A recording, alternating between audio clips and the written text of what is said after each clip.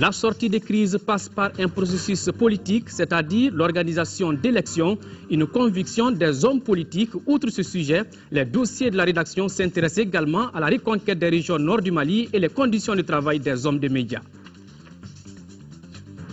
22 mars 1991, les Maliens se souviennent encore de ce vendredi noir, ouvrant ainsi la voie à un Mali démocratique. Pour un devoir de mémoire, le ministre de l'Action humanitaire, de la solidarité des personnes âgées, a déposé une gerbe de fleurs au carré des martyrs. Hausse des prix de transport urbain et périurbain. Pourquoi cette augmentation? Notre reporter Agibou Koulibaly est allé à la rencontre des différents acteurs du secteur. Son reportage dans cette édition. Voilà pour les titres. Mesdames, Messieurs, bonsoir et bienvenue dans ce journal.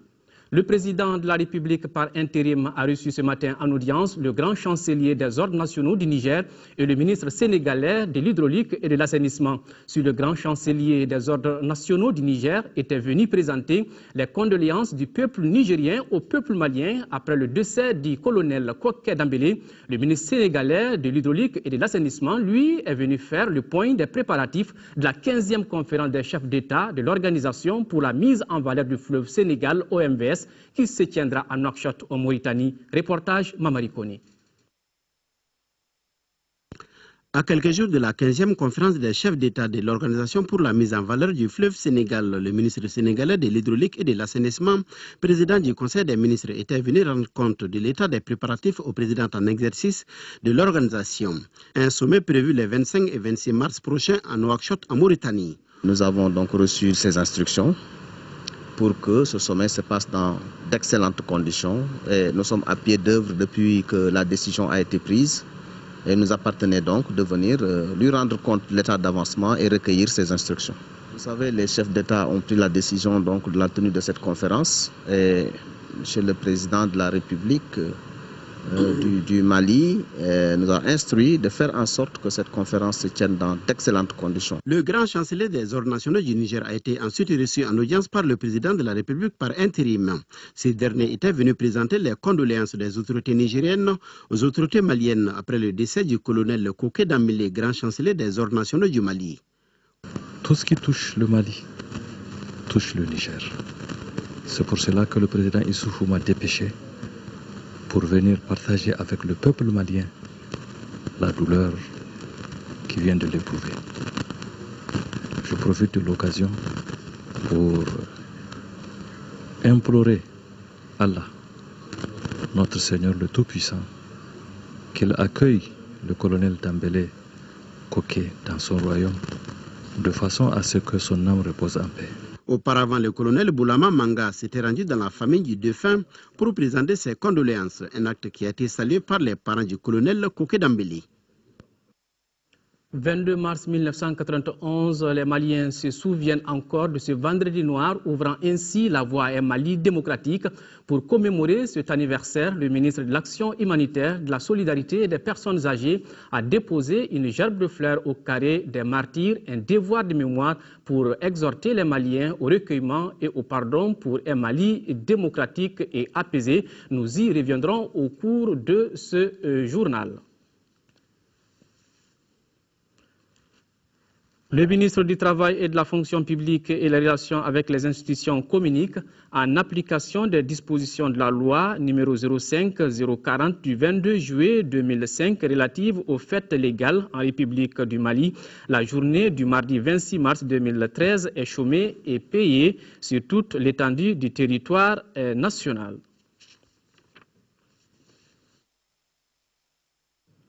22 mars 1991, les Maliens se souviennent encore de ce vendredi noir, ouvrant ainsi la voie à un Mali démocratique.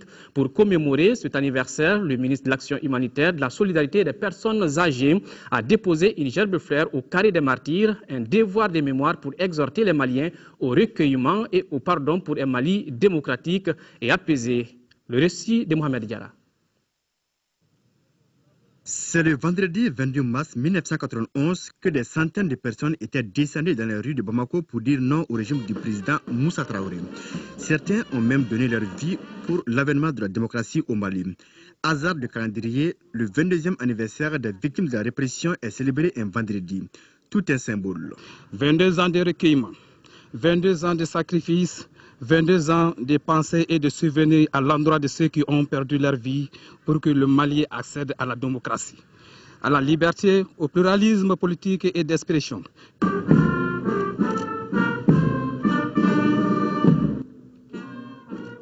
En procédant au dépôt des jables de fleurs, le ministre de l'Action humanitaire, de la solidarité et des personnes âgées ne fait que respecter une tradition. Les circonstances dans lesquelles nous sommes aujourd'hui nous appellent encore à plus de recueillement, à plus de prières, à la fois pour la mémoire de ceux qui sont disparus, que leur âme repose en paix, mais également pour notre pays, pour que nous puissions retrouver une sérénité.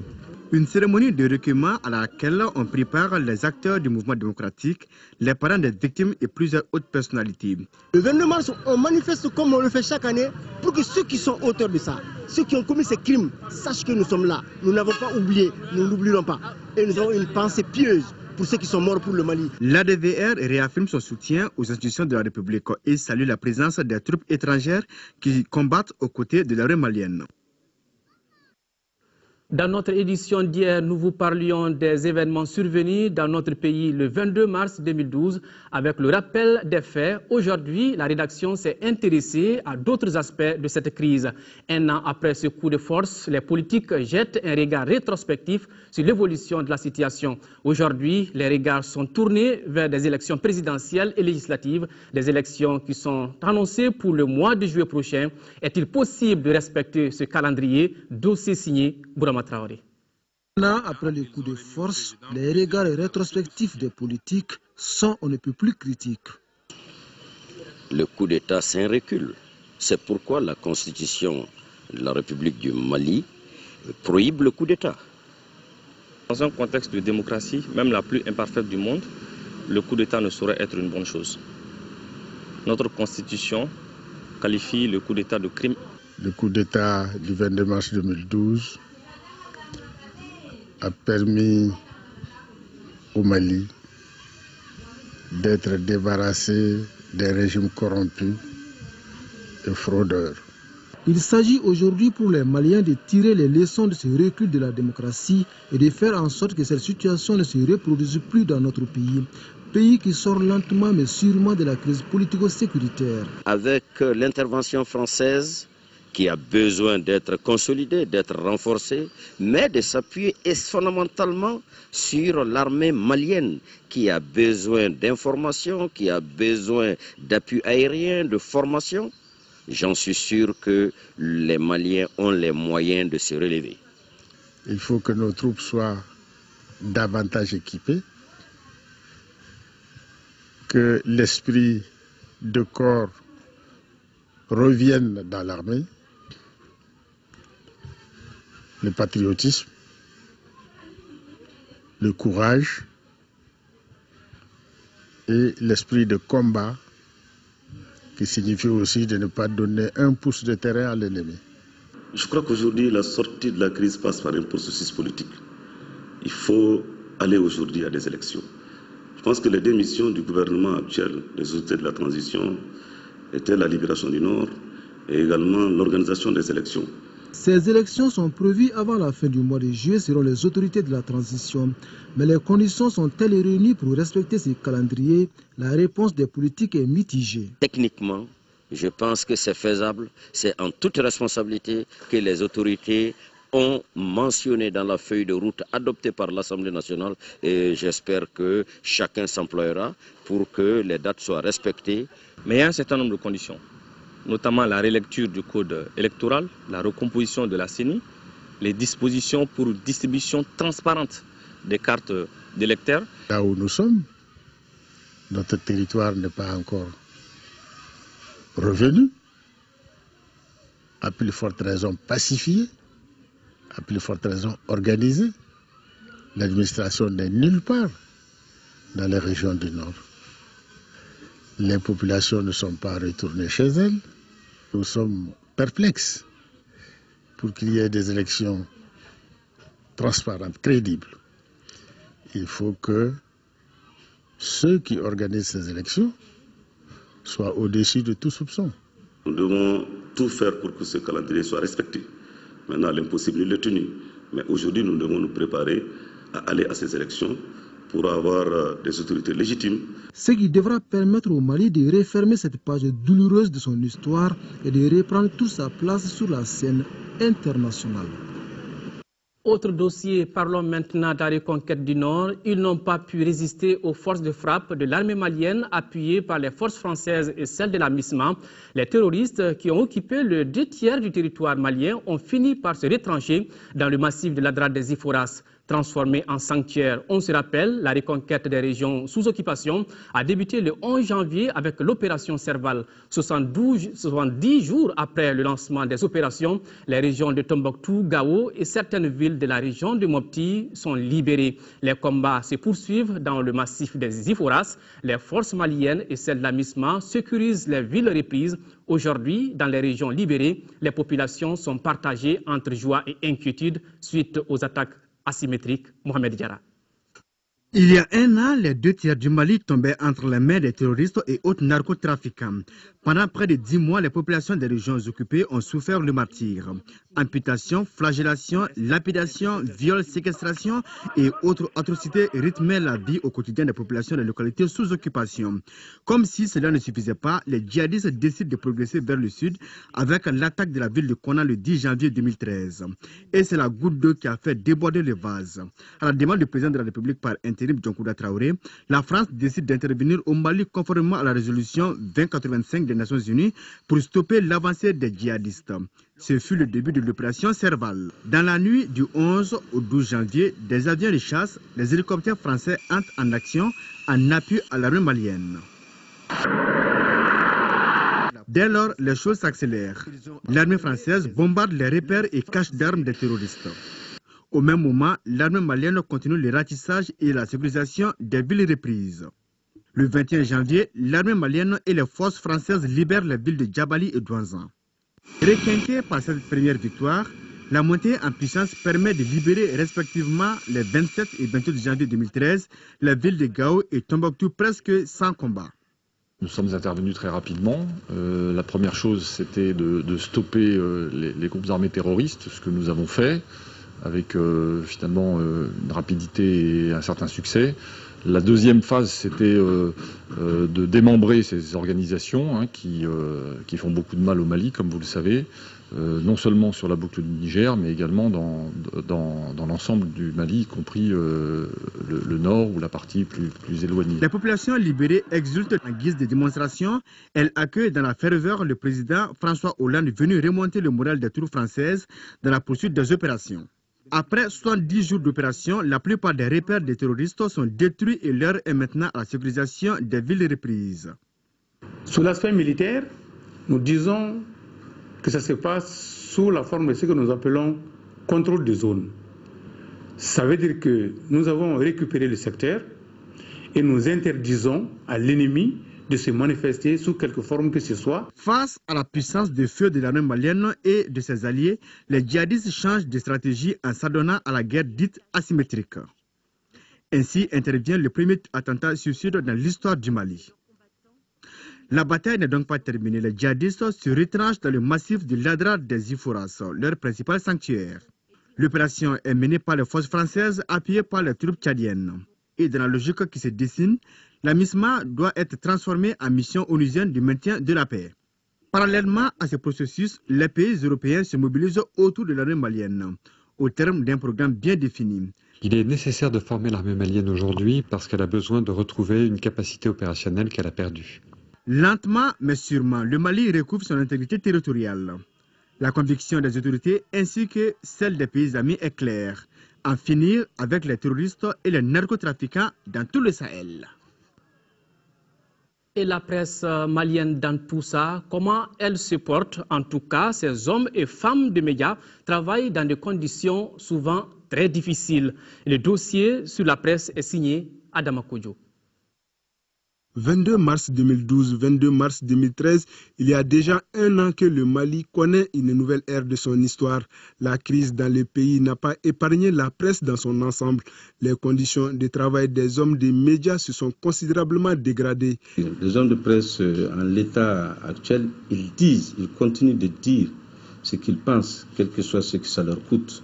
Sur les conditions de travail, elles ont été éprouvantes pour la presse pendant cette période. Parce que par leur métier même, les journalistes sont obligés d'être en première ligne pour couvrir les événements. Et lorsque ces événements sont violents, cette violence se répercute forcément sur les journalistes. Sur le plan économique, c'est la baisse de la demande publicitaire qui est enregistrée, ce qui a porté un coup dur au des organes. À cela vient s'ajouter la réduction par l'État de l'aide financière destinée à la presse. Il faut voir les kiosques, il faut voir comment ça fonctionne. Aujourd'hui, les journaux ne marchent pas. Ensuite, on a même des problèmes pour tenir les journaux au plan interne.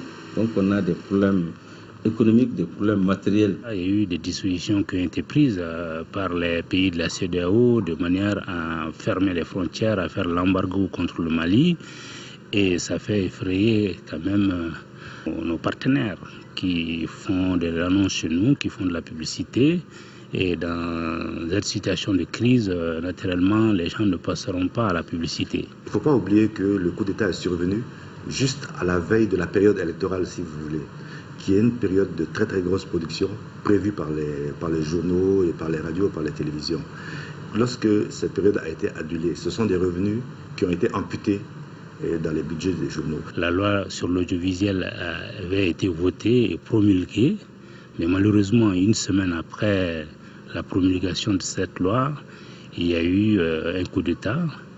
Et ce coup d'État a fait en sorte que le cadre réglementaire de ces lois n'ont pas pu être mis en place. Malgré les difficultés, les hommes de presse restent déterminés pour informer et sensibiliser les populations. Plus la crise s'accroît, plus l'intérêt des médias s'accroît dans la même proportion. C'est dans ce genre de contexte qu'on trouve la motivation. Les médias commencent à reprendre à l'intérieur parce que ça se sécurise au fur et à mesure. Une deuxième chose, c'est que la presse malienne, dans sa mission encore d'informer le public et d'être sur le front de l'information par rapport à la ligne de front, par rapport au théâtre des opérations, a installé une rédaction assez variée. Au moment où le pays s'apprête à organiser des élections, les défis à relever par la presse sont énormes. Des défis qui demandent beaucoup de professionnalisme dans le traitement et la diffusion de l'information. Les femmes du camp de Kati, en collaboration avec le collectif des Patriotes, étaient face à la presse ce matin.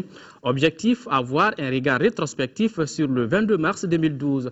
Les femmes ont réitéré leur soutien à l'armée malienne et ses alliés. À la fin de la rencontre, les initiateurs ont déposé une gerbe de fleurs au monument de l'indépendance à la mémoire de tous ceux qui sont tombés sur le champ de l'honneur. Voilà donc... nous retrouvons le reportage de Moussa Fani. Pour célébrer le 22 mars, l'association des femmes de camp de Kati et le collectif des Patriotes ont animé un point de presse ce matin. Au cours de cette conférence, les initiateurs ont invité tous les Maliens à soutenir nos forces armées et leurs alliés. Il est important aujourd'hui pour nous de nous souvenir de ce qui s'est passé il y a un an. Notre armée nationale n'était pas du tout équipée. Et cet événement-là a permis de faire comprendre aux Maliens que l'armée malienne n'avait pas d'équipement. Nous négocier avec le mouvement national de libération de l'Azawad, le MNLA.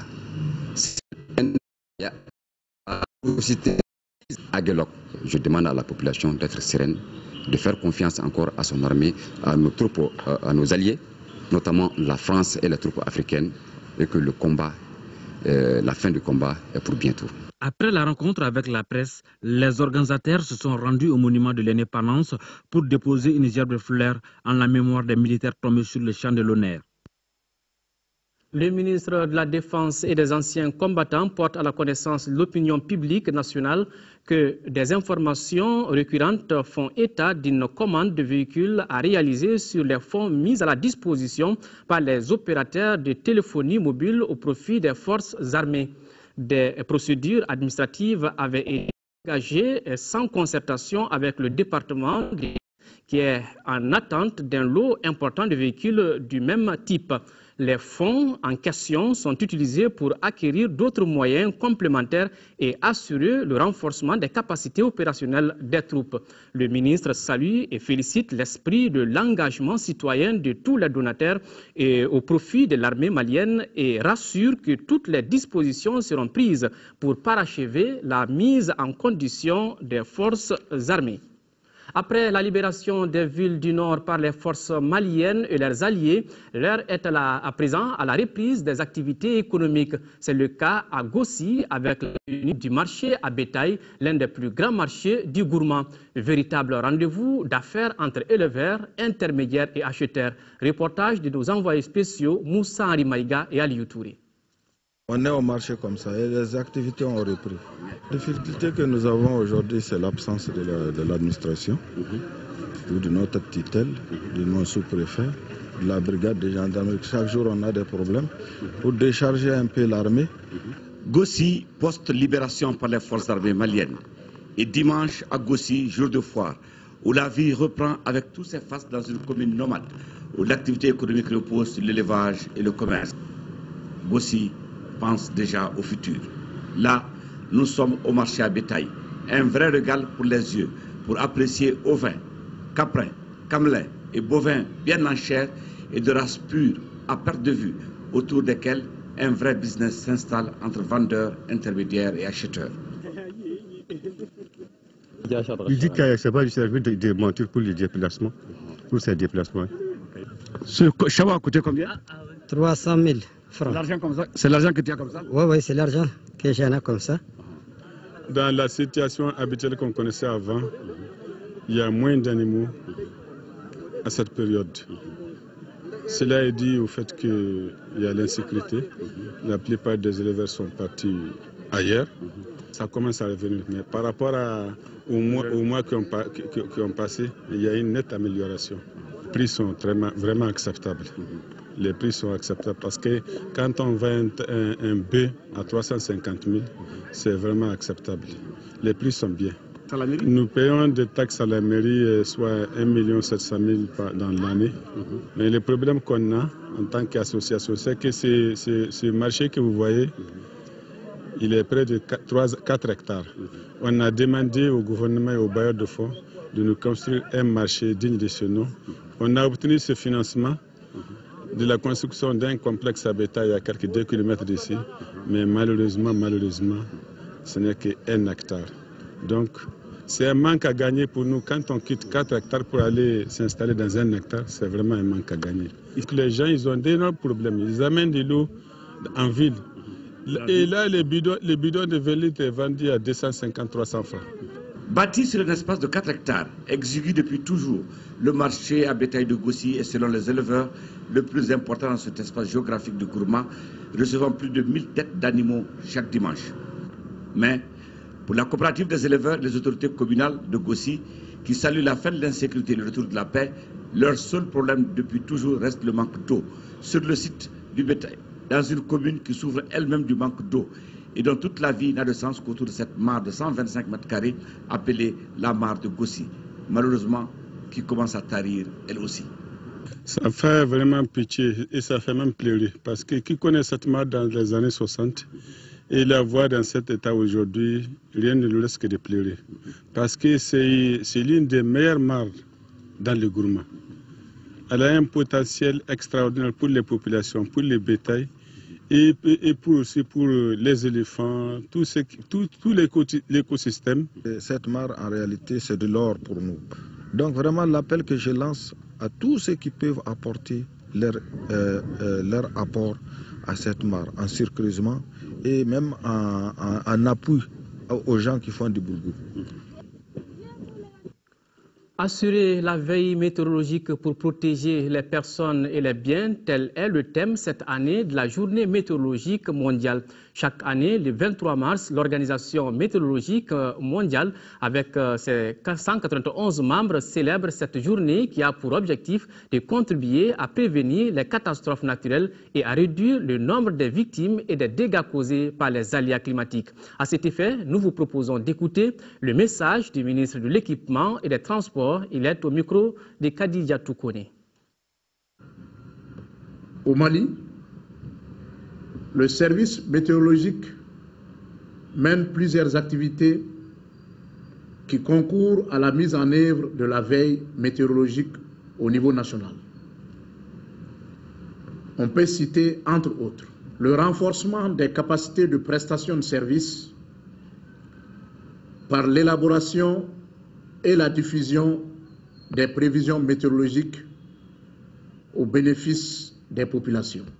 La réalisation des actions de pluie provoquées permettant de réduire les risques de déficit d'eau, mes chers compatriotes. Notre service météorologique continuera, sans nul doute, de s'acquitter pleinement de ses fonctions d'appui au programme de développement économique et social du pays à travers la transformation de l'information météorologique en conseil pratique d'aide à la décision. Dans le même registre, les responsables de l'Agence nationale de la météorologie ont organisé une conférence débat à la Maison de la Presse ici. Les missions de l'agence et l'intérêt de la veille météorologique sont les sujets débattus au cours de cette rencontre. Agali Agagissa. C'est pour donner plus de visibilité aux actions de l'Agence nationale de la météorologie que les responsables ont initié cette conférence débat. Cette rencontre s'inscrit dans le cadre de la célébration de la 50e édition de la journée météorologique mondiale. Il s'agit de commémorer l'entrée en vigueur de la Convention de l'Organisation météorologique mondiale. L'objectif de la célébration de la journée météorologique mondiale est de faire connaître davantage à l'ensemble de la communauté l'évolution du climat et ses impacts. Cette journée est donc l'occasion privilégiée de mettre en avant le travail que les services météorologiques et hydrologiques nationaux accomplissent au quotidien pour surveiller, analyser et prévoir le temps. Assurer la veille météorologique pour protéger les personnes et les biens est le thème retenu pour cette édition. La veille météorologique s'inscrit dans une dynamique de prévention face à la variabilité et au changement climatique. Cette veille nous donne des informations sur les phénomènes dangereux susceptibles de créer des désagréments sur les activités économiques et sur la vie des personnes. C'est compte tenu de ces enjeux que l'Agence nationale de la météorologie a vu le jour au Mali il y a seulement une année. On a 2 avions qui nous permettent de faire l'ensemencement. Nous comptons beaucoup sur, effectivement, sur l'accompagnement de l'État et l'accompagnement d'autres services afin que le Mali Météo puisse avoir les équipements appropriés. L'Organisation météorologique mondiale a remplacé l'Organisation météorologique internationale qui existait depuis 1873. Vivement les premières pluies pour dissiper cette grande chaleur. Autre commémoration en prélude à la journée mondiale de lutte contre la tuberculose célébrée le 24 mars. L'Organisation mondiale de la santé a organisé ce matin une conférence de presse à son siège. Avec les journalistes, les responsables de l'OMS et du ministère de la Santé ont échangé sur les difficultés rencontrées en 2012. Les difficultés liées à l'arrêt de financement du Fonds mondial Youssouf Diakité. Ces difficultés sont principalement relatives à l'arrêt des financements du Fonds mondial dont les conséquences sont bien visibles. L'insuffisance des fonds pour les sessions de monitorage et de supervision, des formations des nouveaux agents. À cela, il faut ajouter la démotivation du personnel. Actuellement, on a très peu de moyens pour mener sur le terrain les supervisions et on n'a pas aussi de ressources financières pour mener le monitorage au niveau des régions et au niveau national. Ces informations sont partagées par les différents responsables impliqués, notamment le coordinateur national de lutte contre la tuberculose, la conseillère chargée de la tuberculose à l'Organisation mondiale de la santé et le représentant du directeur national de la santé. L'Afrique supporte une charge disproportionnée de cette maladie, avec 26% des nouveaux cas enregistrés chaque année dans le monde. La tuberculose étant la cause de près de 40% de tous les décès d'adultes infectés par le VIH. Cependant, tous sont unanimes sur certains points. Pour gagner le pari de la lutte, précisent les conférenciers, il faut la diversification du partenariat, l'amélioration du système suivi et évaluation et la relance des activités du Fonds mondial. Car les menaces demeurent puisque le taux de détection de la tuberculose est de 70% et s'attaque généralement à une population relativement jeune entre 20 et 40 ans des pays en développement. Nous parlons encore d'eau, célébration ce 22 mars de la journée mondiale de l'eau. Le thème retenu cette année est le dialogue et le partenariat entre les acteurs en vue de la promotion du secteur eau et assainissement au Mali. L'événement est marqué par une conférence au cours de laquelle les participants ont échangé sur les mesures à prendre pour mieux répondre aux besoins croissants des populations en eau potable. Tiemogo Konaté. Le dialogue et le partenariat entre les acteurs en vue de la promotion du secteur eau et assainissement. C'est le thème de cette édition 2013 de la Journée mondiale de l'eau. Instituée en 1992, la journée est célébrée cette année au Mali dans un contexte de crise. Une crise qui a entraîné le départ de nombreux partenaires évoluant dans le secteur. Conséquence, insuffisance des ressources pour mieux répondre aux besoins croissants en eau. La problématique de l'eau demeure préoccupante au niveau national. Et le gap pour l'atteinte des EMD demeure important. Et face à une telle situation, le concours de tous, État, société civile, secteur privé et partenaires au développement s'avère indispensable. Au cours de la rencontre, il s'agira de jeter un regard rétrospectif sur les efforts consentis en matière d'accès à l'eau potable au Mali et d'attirer l'attention des acteurs sur les menaces auxquelles fait face l'Afrique si rien n'est fait d'ici à l'horizon 2050. Les débats sont axés sur 4 communications relatives aux stratégies à développer en vue d'atténuer les risques.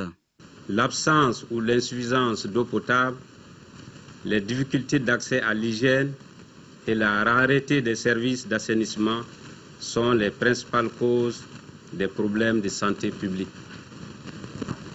Un des objectifs fondamentaux du gouvernement du Mali est d'équiper la totalité des villages et centres ruraux non encore desservis d'un point d'eau moderne dans un proche avenir.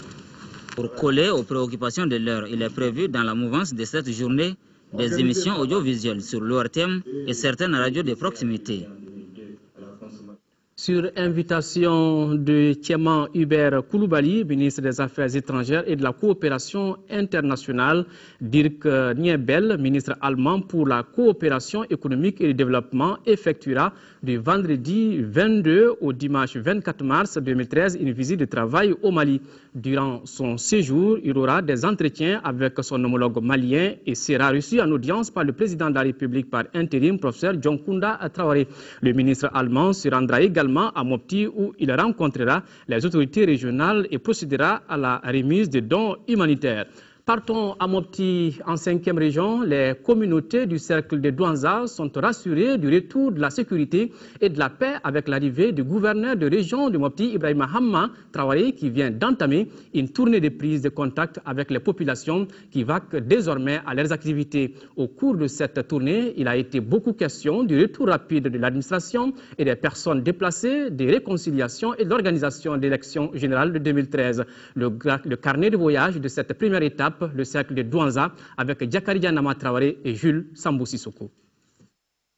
Première étape, le cercle de Douanza, libéré des mains sales des terroristes narcotrafiquants grâce à la vigoureuse intervention de l'armée française. La symbolique de cette démarche est forte et c'est la preuve du retour de la sécurité et de la paix. Nous avons visité les arrondissements, les communes et certains nombres de villages sur notre passage. Et nous avons été fortement marqués par l'accueil chaleureux réservé par les populations. Et cette visite a été pour nous l'occasion de constater en vue de consolider les mesures de sécurité. L'occasion également de lancer le processus de réconciliation communautaire dans notre région. Et enfin, de commenter la feuille de route en vue de préparer les prochaines élections présidentielle et législative dans notre région comme sur l'ensemble du territoire national. Après la liberté retrouvée, les préoccupations de l'heure ont trait au retour rapide de l'administration pour relancer les activités de développement.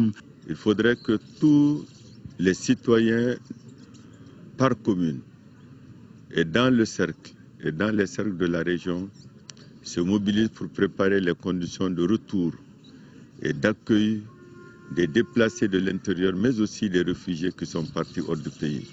Ici, le gouverneur a remis au nom du ministère de l'administration territoriale des vivres et de non-vivres au cercle de Douanza. À cela s'ajoute un lot de médicaments offerts par l'ONG APA Mali. En retour, le cercle de Douanza a fait une contribution financière de plus 2 millions de francs CFA et des vivres aux forces des armées et de sécurité du Mali. Autre visite, c'est celle du ministre de l'Élevage et de la Pêche en première région. Diané Mariam Kone a inauguré hier à Diema un marché à bétail réalisé par l'OPEP à travers le pas des eaux pour plus de 137 millions de francs CFA. Le ministre Diané Mariam Kone a visité aussi le périmètre pastoral de Tamafounou dans la commune de Lakamane. Reportage Jafar Aïdara. Ce marché à bétail que le ministre de l'Élevage et de la Pêche a inauguré est un complexe architectural qui associe à la fonction de vente d'animaux la possibilité de mener des activités d'embauche, de faciliter les actes vétérinaires sur les animaux et de procéder à leur embarquement dans les meilleures conditions.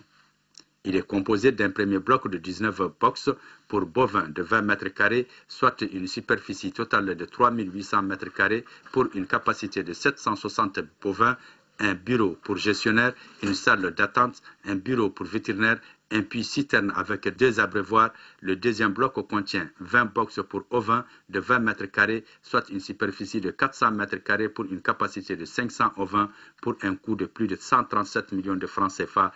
Après, ces 2 marchés à bétail ont été construits dans le cadre de la mise en œuvre de la première tranche des activités du programme d'appui au développement durable de l'élevage au Sahel occidental PADESO, grâce à un financement partiel du fonds de l'OPEP. Ce marché a pour mission de contribuer à l'amélioration des conditions de vie et de revenus des populations bénéficiaires à travers la promotion et le développement des filières de production animale. Aujourd'hui, nous sommes en train de moderniser l'élevage.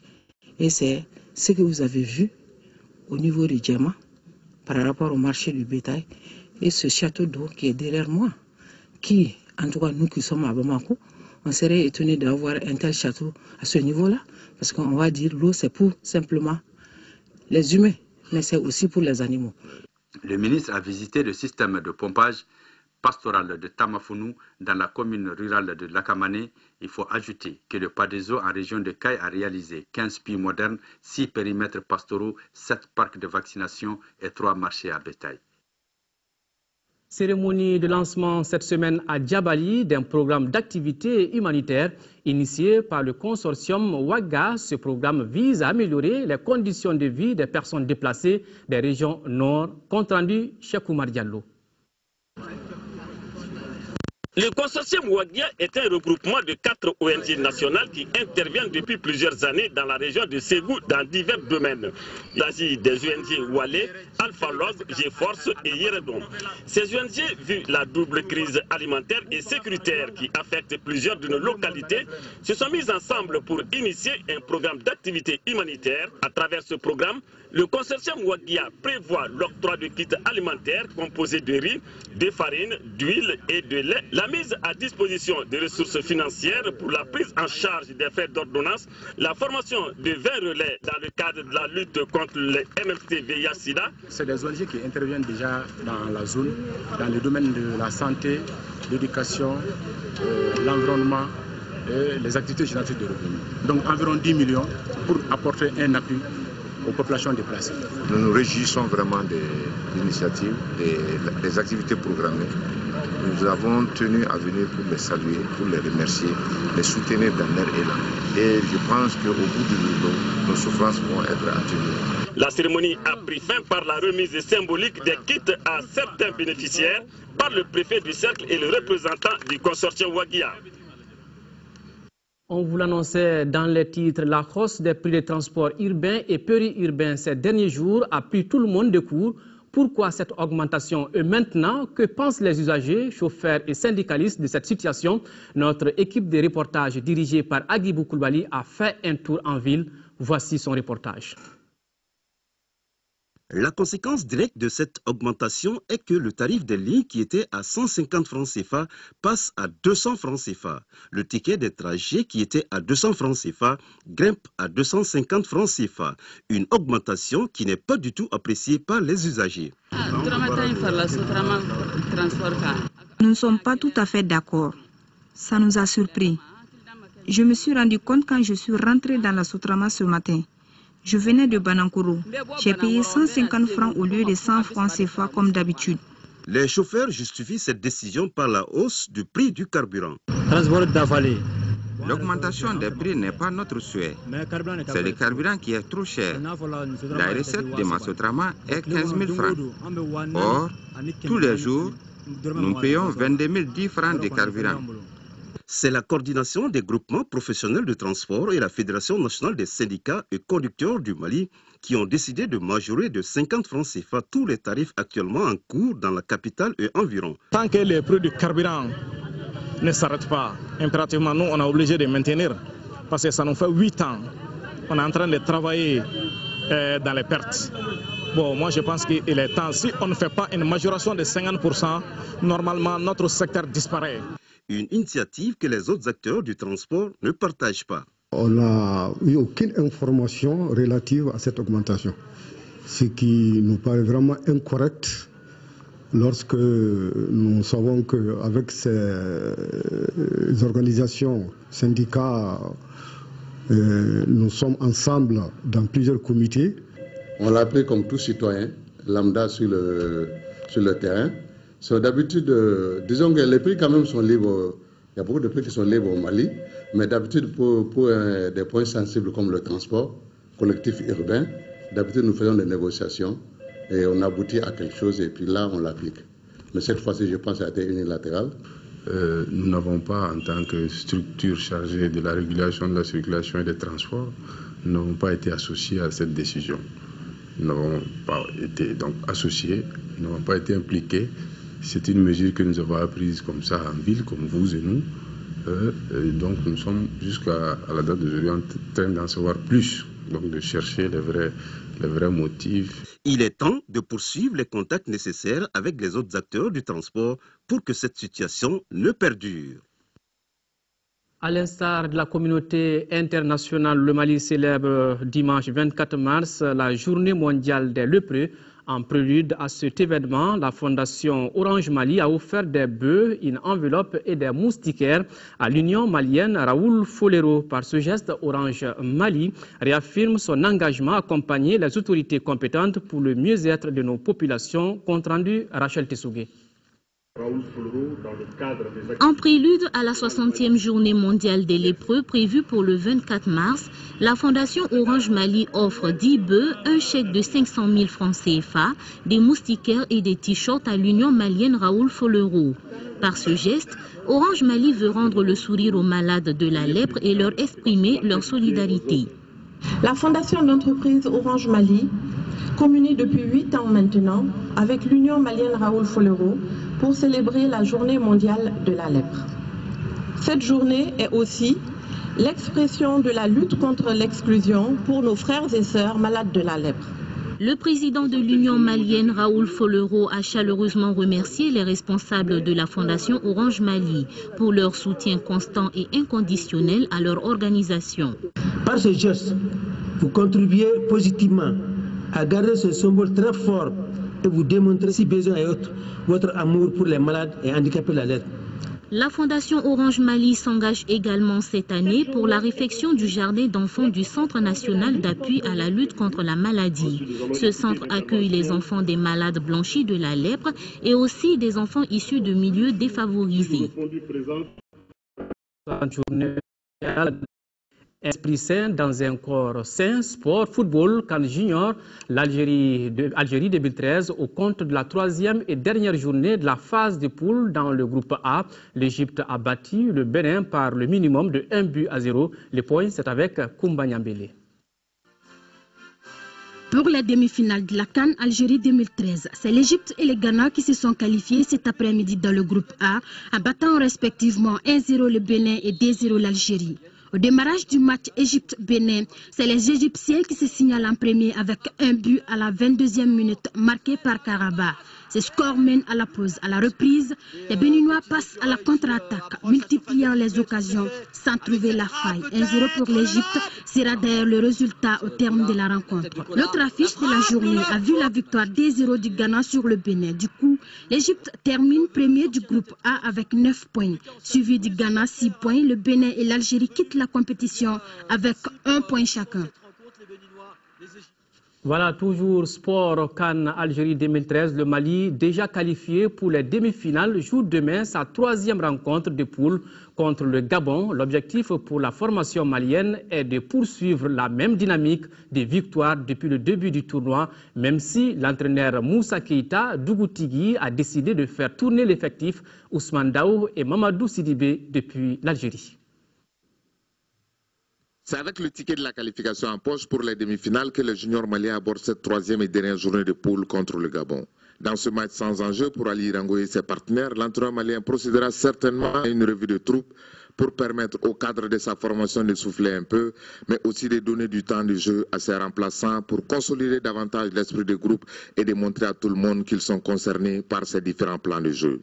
C'est pourquoi il insiste sur la rigueur et la solidarité à travers ces différentes causeries avant-match. Oubliez les 2 rencontres précédentes en corrigeant les lacunes de l'équipe tout en cherchant à consolider les forces pour ne pas tomber dans la facilité après la qualification en demi-finale. Tel est le leitmotiv pour cette confrontation contre le Gabon. Cette partie Mali-Gabon se jouera à Aït-Tebouchent, la 2e ville qui abrite le tournoi et base du groupe A. La localité est située à 70 km d'Oran. L'autre rencontre de notre groupe opposera le Nigeria et la RD Congo à Oran. Après 2 journées, le Mali est en tête avec 6 points, 2e le Nigeria 3 points, le Gabon occupe la 3e place avec 1 point et la RD Congo ferme la marche avec 1 point. Voilà, on sent la force dans les jambes. C'est tout pour cette édition.